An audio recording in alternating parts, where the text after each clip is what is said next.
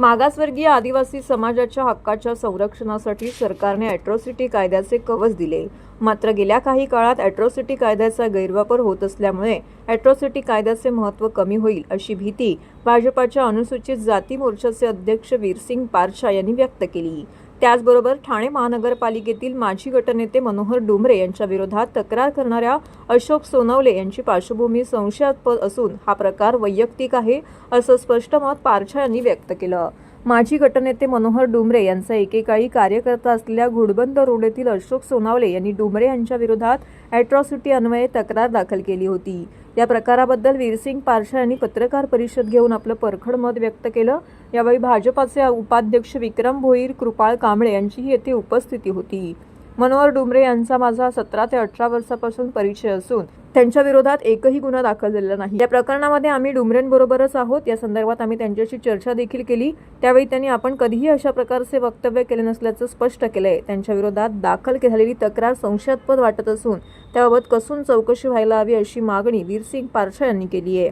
दरम्यान अनुसूचित जाती जमातीच्या आरक्षणाच्या वर्गीकरणाबाबत सर्वोच्च न्यायालयाने दिलेल्या निर्णयाचं वीरसिंग पारछा यांनी स्वागत केलं आहे. या निर्णयामुळे अनेक वर्ष आरक्षणाचा लाभ न मिळालेल्या वंचित घटकांना न्याय मिळेल असं देखील ते म्हणाले. राज्यात हत्या प्रकरणामध्ये अॅट्रॉसिटीचे 635 गुन्हे दाखल करण्यात आलेले आहेत. या प्रकरणातील शोषितांना न्याय मिळालेला नाही.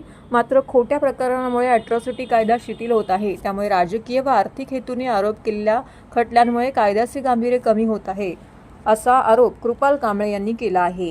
अॅट्रॉसिटी ऍक्टचा जो दुरुपयोग चालू आहे, आता कोण काय करतो, स्वतःसाठी करतो. कुठल्या नेत्याने सांगितलं, राजकीय नेत्याचे आपसामध्ये भांडण असतात.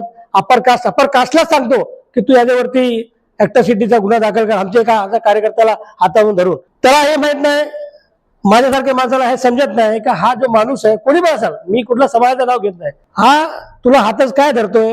एक तर तो त्याचा स्वतःचा जे काय त्याच्यावरती एलिगेशन असेल, त्याच्या खुन्नस असेल तो काढतोय. दुसरा त्या अॅट्रॉसिटी कलमला तो वीक करतोय, कमजोर करतोय. कारण जेवढे केसेस कोर्टाकडे खोटे नाटे ठरणार तेवढ्याच त्या आयोगाकडे त्याची जांच समिती असते. त्याच्यामध्ये दिसतो की 100 केसमध्ये 70% खोटे आणि 30%च खरे. तर त्याच्यामध्ये काय असतो की आम्हाला जे पॉवर दिला समाजाला तो संपुष्टात येऊ शकतो. आज जातो उद्या ते येणार नाही. त्यासाठी आम्ही सर्व गंभीर आहे. आम्ही सर्व रोडवर उतरण्यासाठी पण तयार आहे.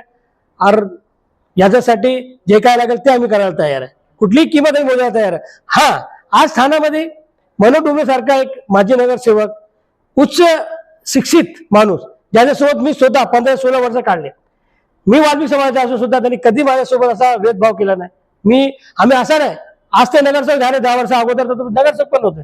तो माणूस आमच्या सोबत जेवायचा, खायचा, कुठे पिकनिक, तिथे जा, तिथे जाऊ, सर्व ठिकाणी आम्ही जायचो. म्हणजे एवढं चांगला एक शिक्षित आदमीला एक आमच्या समाजाचा आहे. आम्ही त्याच्याबद्दल पण काय बोलायला आम्हाला चांगला वाटत नाही, कारण तो आमच्या समाजाचा आहे. अशोक सोनवणे तो कोणाच्या बोलण्यावरती स्वतःच्या काय त्याची अडचण असेल या त्याला खुन्नसच काढायचं असेल, कारण तो 5 वर्ष त्याच्यासोबत होता कार्यकर्ता म्हणून. डुमरे साहेबांनी माझ्याकडे पाठवला, एससी मोर्चा त्याला मी सचिव बनवलं होतं, पण कधी तो कुठल्या मिटिंगला आला नाही. एका मिटिंगला आला असेल पण तो कधी मिटिंग अटेंड करायचा नाही. त्याच्या कामच होते तोड पाणी. आता माझा जे कार्यकर्ता होता तो पण सचिव होता, किंग ऑफ नगरचा सुनील वाल्मिकी.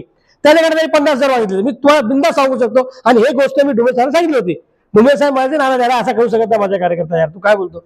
मी त्यावेळी बोलायला पण झालो, पण साहेब तुम्ही काय करता, बोला आमच्या समाजात भांडण लावताय का, तो माणूस बरोबर नाही, तुम्ही बघा उद्या तुम्हाला पण प्रॉब्लेम देऊ शकतो. बोला आज तेच झालं. बोला आजची पत्रकार परिषद याच्यासाठी आहे की हा महाराष्ट्र शाहू फुले आंबेडकरांचा, त्याचबरोबर छत्रपती शिवाजी महाराजांचा आहे. आणि ह्या शाहू फुले आंबेडकरांच्या महाराष्ट्रामध्ये, शिवरायांच्या महाराष्ट्रामध्ये जो अॅट्रॉसिटी ॲक्ट, जो आम्हाला आमच्या समाजाला एक तलवारीसारखा हत्यार आमच्याकडे दिलेला आहे, आणि ती तलवार आमच्या समाजातले काही लोक अशा चुकीच्या ठिकाणी जे चालवत आहेत तो कुठेतरी बंद झाला पाहिजे. ज्योनील काही गोष्ट झाली असेल, त्याच्याबद्दल अन्याय झाला असेल, बाबासाहेबांनी अन्यायाच्या विरुद्ध आम्हाला लढायला शिकवलं, संघर्ष करायला शिकवला, आणि मग संघर्षातनं जे होईल ते आम्ही सामोरे गेलेलो आहोत. पण आज अशी परिस्थिती आहे की आमच्याच काही कार्यकर्त्यांवरती अॅट्रॉसिटी टाकला जातो. तर आम्ही असं म्हणतोय की ज्या माणसाबरोबर आम्ही गेली 7-8 वर्ष चांगले संबंध आहेत, त्यांना आम्हाला कधी त्यांनी अशी वागणूकच दिली नाही, पण काही स्वार्थापोटी किंवा कुठल्या तरी आमिषापोटी एका कार्यकर्त्यांवरती ॲट्रॉसिटी टाकणं, अशा जर खोट्या केसेस सातत्याने होत राहिल्या तर जे आयोगाकडे आम्हाला मांडायला लागतं तिथे आमच्यावरती अन्याय होईल आणि हा ॲट्रॉसिटी सारखा कायदा रद्द करण्यात येईल.